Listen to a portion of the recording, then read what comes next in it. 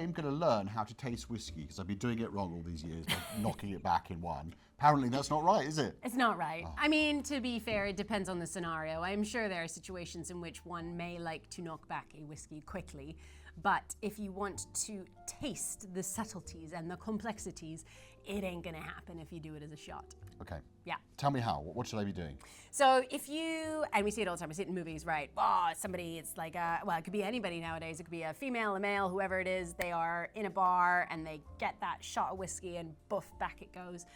When you do that, the difficulty is you're basically not giving your brain enough time to allow the aromas and the flavors to come through across the palate and reach the aroma sensors when you taste that whiskey. So you swallow it and all you get is that burn. You get that alcohol burn and you get the, you know, you get that, ooh.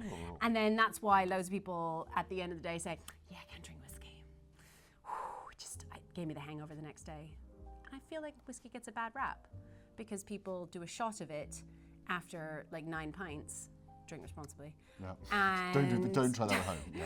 And then have a whiskey at the end of the night and shoot it, and then that's all they remember is that alcohol burn, and the whiskey gets the blame, which is definitely should not be the case. So today we're going to look at how to, I guess, taste like a pro. We've got a couple of glasses here. We've got a Glencairn, which is a classic style of glassware used in the Scotch whisky industry. It's kind of been adopted across the world as the kind of whiskey tasting glass, but we also have an ISO, which you see not only in whiskey tasting, but in lots of different spirits. It's like a sherry glass. Yeah, it's like a little sherry glass, absolutely. So a couple of different styles. The idea behind sipping a whiskey is about allowing, like I said, time for your palate to register what's happening. Now, as part of that, you're still gonna taste that alcohol. You're gonna get that alcohol burn, Good. but you're hopefully gonna experience a bit more of that complexity and that aroma and things like that alongside it. So, should we start with the classic? Should we start with the Glencairn? Let's do it. All right, okay. So you can, if you want to be super fancy, you can go do this. Oh yeah, they always do that. You always see that. The distillers on the website. They're always like, yep, that's definitely that's whiskey. the shot. That's the photo. I don't quite know what they're doing because it's just. Oh, and you're holding it pinky up, or? I mean, I think it's too. I'm too Canadian for that. Okay. Like, I want to learn how to do it properly. So basically, hold it in your hand. Okay. That's a starter, Yeah. right?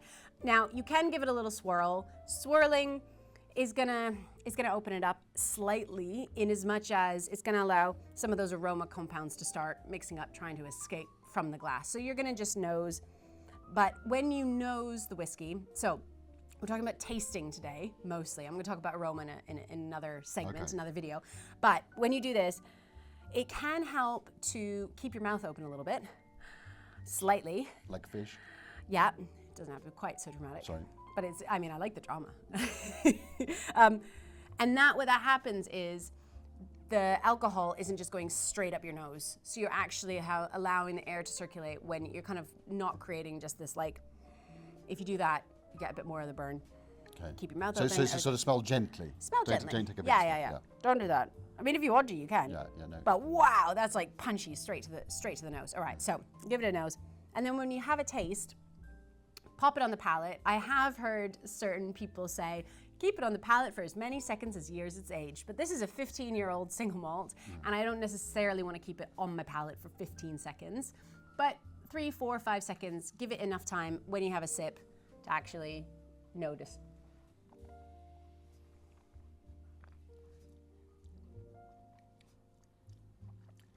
Getting more than the burn. Yeah. Good. So by allowing that little bit of extra time, you're maybe picking up some more of that cask influence, a little bit more of that depth of flavor. It's a great whiskey, and it is 40, let's just double check here, it's 46% alcohol.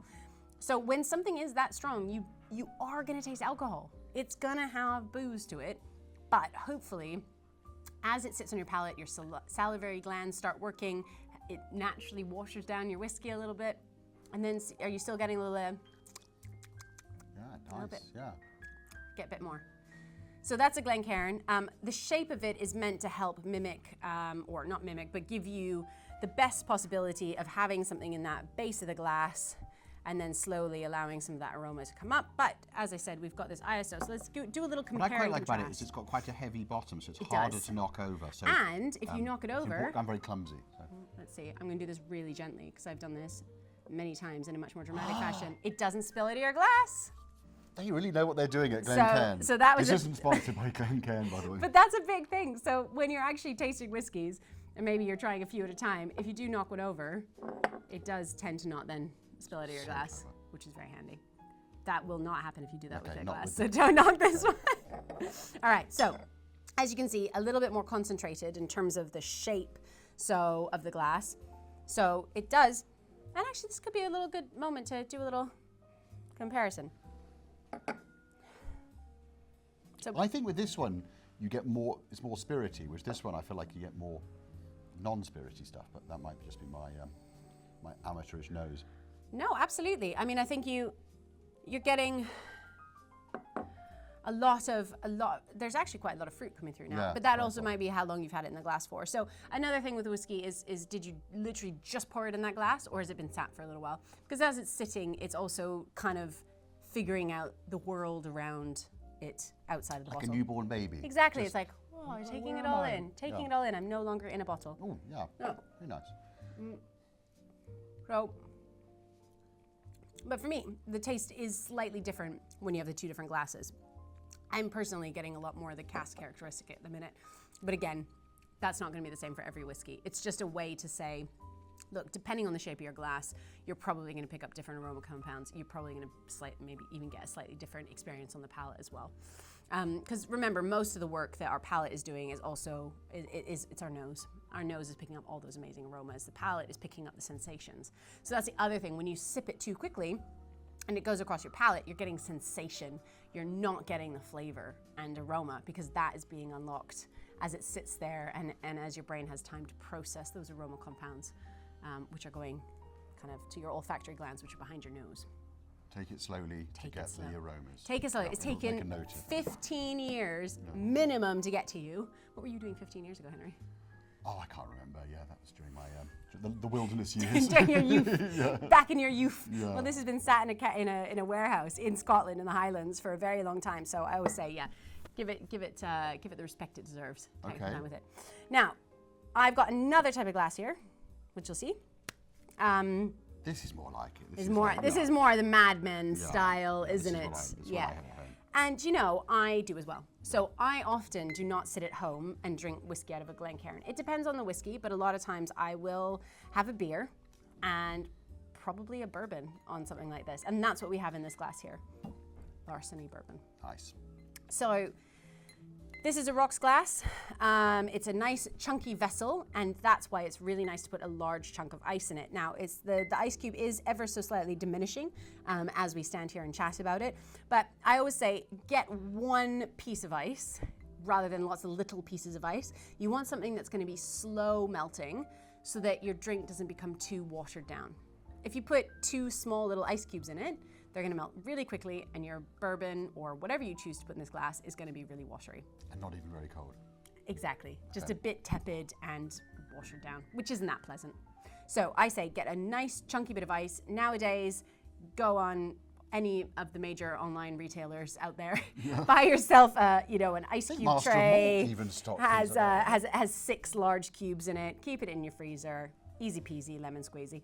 So I often, again, this is also 46%, so the same ABV, but because bourbon is a bit brasher, it's in those new charred American oak casks, it's got a lot of flavor, I often like it over a rock of ice. I personally, everybody's different, but if I'm having a nice chilled beer and a bourbon of an evening, that's kind of how I enjoy drinking it. So feel free, have a little sip, Sue.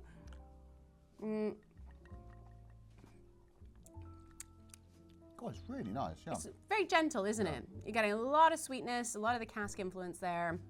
That vanilla is coming through from those, nice brand new American oak barrels.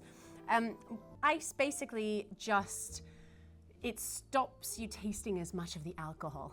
So that is why a lot of times people have whiskey on ice, because it kind of cuts down, it takes back that alcohol burn, it softens it out, and it makes it a little bit more drinkable, more approachable, I would suggest. So at 46% alcohol, over ice, this tastes way more gentle than this one. It does, yeah. Despite the fact I could drink all of that. This will be aged for so much longer. So really, this, in terms of the mellowing out, this has had way more time to mellow out in a cask, but when you put it over ice, suddenly it seems much more approachable, I would say. So a few different ways to taste whiskey. At the end of the day, drink it how you want. Great. Cheers. Cheers.